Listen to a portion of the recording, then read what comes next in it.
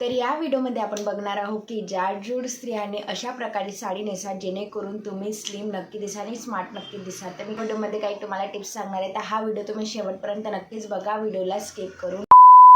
तर नमस्कार मंडळी, तर तुम्ही कशा आहेत? आय होप तुम्ही सर्व ग्रेट असाल। तुमच्यासाठी घेऊन आले आम्ही सुंदर असा व्हिडिओ सुरू करायच्या आधी माझ्या चॅनल नवीन आले असेल तर चॅनलला सबस्क्राईब करा आणि बेल आयकनला प्रेस करायला विसरू नका, जेणेकरून माझ्या चॅनलचे व्हिडिओचे नोटिफिकेशन तुम्हाला नेहमी मिळत जाईल।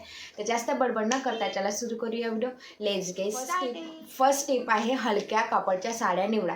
तर हलक्या कापडच्या साड्या म्हणजे शिफॉन, जॉर्जेट, क्रेप अशा स्मूथ अंगाला अशा चिपकून जाईल अशा साड्या निवडल्या पाहिजे, जेणेकरून ते साडी अजिबात फुलणार नाही अंगावर आणि छान दिसेल, स्लिम दिसेल। आणि कोणत्या साड्या अवॉइड करा जेणेकरून तुम्ही जाड दिसणार नाही, तर काटापदराच्या अशा भारी साड्या आणि फुगणाऱ्या साड्या, जग साड्या तर त्या साड्या तुम्ही अवॉइड करू शकता आणि सिफॉन अशा स्मूथ साड्याही निवडू शकता। तर या साड्या निवडल्यानंतर तुम्ही स्लिम नक्कीच दिसालच। नेक्स्ट टिप आहे गडद रंगाच्या साड्या निवडा। आता हलक्या कपड्याच्या साड्या निवडल्या, आपण नाईटमध्ये गेल्यावर आपल्याला जी आवडते ती साडी आपण निवडतात। आता त्याच्यामध्ये कलर पण राहतात। कलर म्हणजे कसं, आपण गडद रंगाचे कलर निवडले तर आपण फेअर नक्कीच दिसाल, कारण की फेअरवर आपण थोडं फेंट कलर निवडलं तर फेंट कलरवर काय येते की आपला कलर हा डिम पडते आणि आपण सावळे आणखी दिसतो। तर तुम्हाला फेअर दिसायचं असेल, स्लिम दिसायचं, स्मार्ट दिसायचं असेल तर तुम्ही गडद रंगाचा साड्या नक्कीच निवडू शकता आणि ते स्मूथमध्ये राहतं आणि स्मूथ कापडमध्ये म्हणजे डार्क कलर येते, ब्लॅक कलर, मरून कलर, रेड कलर म्हणजे सर्व कलर पण तुम्ही नक्कीच निवडू शकता। आणि लाईट कलर हा ॲड करा आणि डार्क कलरच्या साड्या नक्कीच निवडू शकता। नेक्स्ट आहे साडीची डिझाईन। आता स्मूथ साड्या, हलक्या साड्याचा आपण निवड केली म्हणजे जे अंगाला चिपकून जाईल अशा साड्या निवडल्या, त्याच्यामध्ये प्रिंट्स येतात, डिझाईन येतात, अशा म्हणजे खूप मोठ्या डिझाईनवाल्या पण साड्या येतात आणि छोट्या स्मॉल डिझाईनवाल्या साड्या येतात। For example sari he black colour असेल, त्याच्यामध्ये रेड कलरचं फुलं असेल, तर फुलं हे मोठे न राहता तुम्ही छोटी डिझाईनवाल्या साड्या नक्कीच निवडू शकता, जेणेकरून तुम्ही नाजूक दिसण्यात मदत होईल। कारण ज्या साडीवर नाजूक काम असेल, नाजूक प्रिंट्स असेल तर तुम्ही नाजूक नक्की दिसाल आणि स्लिम नक्की दिसाल। आणि मोठ्या साड्या हा अवॉइड करा, जेणेकरून तुम्ही जाड दिसणार नाही। छोट्या प्रिंट्सवाल्या साड्या नक्कीच निवडा जॉर्जेट, क्रेप या पॅटर्नच्या साड्यामध्ये। नेक्स्ट टिप आहे पदरला पिन करा। आता तुम्ही वन साईड पदर हा अवॉइड करा, कारण पिन केली आणि आपण पल्लू हा पूर्ण सोडला तर आपण आणखी जाड दिसू, आणखी लट्ट दिसू।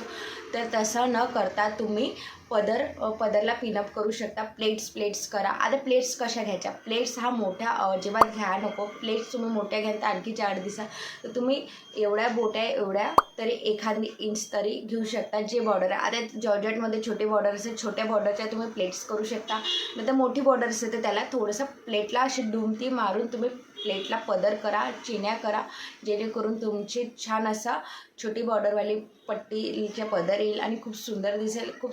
तुम्ही जाड दिसणार नाही ह्या प्लेट्स करानंतर।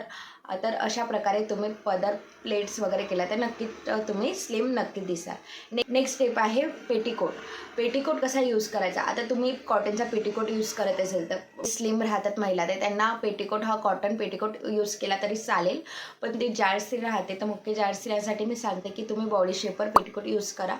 पेटीकोट कसा, बॉडी शेपर हा स्ट्रेच राहते, फुल्ली स्ट्रेच राहते आणि ते अंगाला असे चिपकून जाईल आणि साडी ड्रॅप करायला इझी होईल, साडी आपली फुलणार नाही आणि स्लिम नक्की दिसाल। आणि कोणता पेटीकोट अवॉइड करू शकता? कॉटनचा पेटीकोट अवॉइड करा, कारण मी सांगते की कॉटनचा पेटीकोट हा वॉल्यूम घेते आणि आणखी फुलून जाते, तर आपण साडी वेअर केली तर आपण आणखी जाड दिसू। पेटीकोटच आपला फुलेल तर साडी पण फुलेल आणि साडी फुलेल तर तुम्ही जेवढे जाड आहे त्याच्यापेक्षा अधिक जाड दिसाल। तर तुम्ही अशा प्रकारे कॉटनचा पेटीकोट अवॉइड करू शकता। आणि बॉडी शेपर तुम्हाला हायली रिकमेंड करते की बॉडी शेपर यूज करा। आणि बॉडी शेपरमध्ये खूप सारे कलर अवेलेबल असतात, तुमच्या साडीनुसार तुम्ही कलर घेऊ शकता। बॉडी शेपर ब्लॅक कलर, मी तर हायली रिकमेंड करते तुम्ही स्किन कलरचा पेटीकोट बॉडी शेपर यूज करा, जेणेकरून ते सर्व साडीवर चाललं जाते। फक्त ब्लॅक कलर जे म्हणजे ट्रान्सपरंट राहते साडी, ते त्यांच्यासाठी यूज नाही होत। तुम्ही ते ट्रान्सपरंट साडी असेल त्या साडीवरचा तुम्ही बॉडी शेपर नक्कीच घ्या. नेक्स्ट आहे साडीच्या निऱ्या नीट करा. आता निऱ्या आपण करते तर निऱ्यावर काय होते की कमरेचा आपण भागचा जो बॉडी शेपर आपण बॉडी शेपरच यूज करा. बॉडी शेपरचा जो नाडा आपण इथे फिट करतो तर नाड्यावर निऱ्या येतात एकावर एक असा झाला नाही पाहिजे, म्हणजे पोटाचा भाग असा फुगला गेला नाही पाहिजे. तर याची नीट काळजी घ्या, जेणेकरून निऱ्या हा थोडा किंचित तरी पसरून घ्या कमरेला, जेणेकरून तुम्ही स्लिम पोटाचा भाग हा जास्त फुगणार नाही आणि तुम्ही स्लिम नक्की दिसाल. पोटाचा भाग मेन म्हणजे पोटावरच राहते. आपली जी जाडसर राहते त्यांचा पोटही जास्त नीट दिसते आणि निऱ्या नीट कराल तर तुमची साडीही खूप सुंदर दिसेल ट्रॅप केल्यावर आणि नक्कीच तुम्हीही स्लिम नक्की दिसाल. नेक्स्ट आहे ब्लाऊज. आता जाड स्त्रियांसाठी मी सांगते ब्लाऊज कशा प्रकारे शिवायचा. ब्लाऊज तुम्ही जे जाड स्त्री राहते त्यांच्या मान हे दिसत नाही. मी तुम्हाला ते की आपला हा पॅक गळा वेअर केला तर पॅक गळ्याचा ब्लाऊज शिवला ते काय होते की हा पूर्ण भाग तुम्ही आणखी दबल्यासारखं वाटते आणि तुम्ही जेवढं जाड आहे तर ते आणखी जाड दिसतात. तर तुम्ही समोरचा गळा हा ब्लाऊजचा गळा हा थोडा डीप शिवू शकता. वी नेक असा गोल पसरट गोल चौकोनी गोल तुमच्या हिशोबाने तुम्ही नक्कीच शिवू शकता. फक्त हा समोरचा गळा थोडासा डीप ठेवा, पॅक अजिबात ठेवा नको. आणि मागचा गळा हा थोडासा डीप ठेवू शकता आणि थोडासा डीप, जास्त डीप नाही. तुमची जास्त डीप दिसेल तर पाठ ही खूप जास्त दिसेल आणि तुम्ही आणखी लट्ट दिसाल. तर तुम्ही जो पाठच्या पोर्शन राहते थोडंसं डीप ठेवा आणि जे पट्टी राहते जे ब्लाऊजची जी पट्टी राहते लाईन मी तुम्हाला एका साईडने दाखवेल म्हणजे तुम्हाला समजून जाईल. ती पट्टी आहे ना थोडीशी जाडी ठेवा, म्हणजे रुंदी एवढे आहे एवढ्या पट्टीच्या याच्याने ठेवा. का बरं? कारण की एवढी पट्टी राहते ते जे मागचा जो पोर्शन राहते कमरेचा ते त्याला कमरेच्या भागचे जो जास्त पोर्शन चरबी बाहेर निघते तर ते दिसतात. तर त्याच्यामुळे ते दिसलं नाही जाईल ते ब्लाऊजची पट्टी जास्त ठेवा आणि त्याच्यामुळे तुमच्या चरबी दिसणार नाही आणि तुम्ही जाड नक्की दिसणार नाही. तर त्याच्यामुळे तुम्ही ब्लाऊजचा गळा थोडासा डीप ठेवा, माझा गळा थोडासा एवढा तरी डीप ठेवू शकता. नेक्स्ट आहे ज्वेलरी. आता ज्वेलरी कशी वेअर करायची. ज्वेलरी ही तुम्हाला सांगते की तुम्ही गळ्यात जाड ज्वेलरी यूज नको करा. तुम्हाला सिंगल लेयर्स 2 लेयर अशा लेयरच्या सिंगल नाजूक लेयरच्या तुम्ही नेकलेस वेअर करू शकता आणि छान दिसते. आणि तुम्ही फक्त कानाला हायलाईट करा. इयरिंग्स हे थोड्या मोठ्या घालू शकतात, छोट्या पण घाला, पण छोट्या न घालता तुम्ही कानाला थोडंसं हायलाईट करा आणि मानेला थोडंसं वर्क ठेवू शकता. नेक्स्ट चेहऱ्याचा आणि मानेचा भाग हा सुंदर दिसतो. नेक्स्ट आहे आता इम्पॉर्टंट पॉईंट सांगते. हा पॉईंट हा खूप जास्त महिला हा विसरतातच. साडी घालायच्या आधी सँडल घाला. खूप जण विसरतात कारण की आपण साडी वेअर तर करतो तर जे आपण साडी घातल्यानंतर काय होते की साडी घातल्यानंतर सँडल घालतात तर ते साडी ही वरती येऊन जाते आणि सँडलचा जो भाग आहे हील आहे ते आपल्याला दिसतातच विजिबल होतातच. तर तसं विचित्र वाटते आणि खूप वेगळं दिसतं.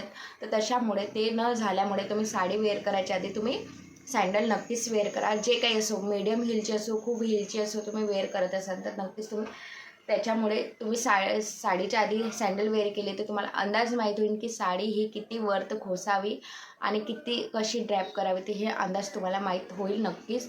तर अशा प्रकारे साडी घालायच्या आधी तुम्ही सँडल नक्की. एवढ्या टिप्स म्हणून तुम्ही अशा प्रकारे साडी वेअर केली, ब्लाऊज वेअर केला, ज्वेलरी वेअर केली, पेटीकोट वेअर केला तर नक्कीच तुम्ही जाडजूड स्त्री असेल तर नक्कीच तुम्ही स्लिम नक्कीच दिसाल, स्मार्ट नक्कीच दिसाल आणि तुम्ही 4 चौघामध्ये नक्कीच उठून दिसाल.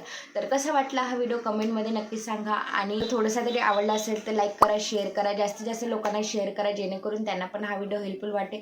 आणि मी कोणत्या टॉपिकवर व्हिडिओ पण कमेंटमध्ये नक्की सांगा आणि माझ्या चॅनलला सबस्क्राईब नक्कीच करा. तुम्ही इथपर्यंत लास्टपर्यंत व्हिडिओ बघत असाल पण तुम्ही सबस्क्राईब करत नसाल तर नक्कीच सबस्क्राईब करा आणि तुम्ही लगेच नवीन व्हिडिओमध्ये नक्कीच. तोपर्यंत धन्यवाद.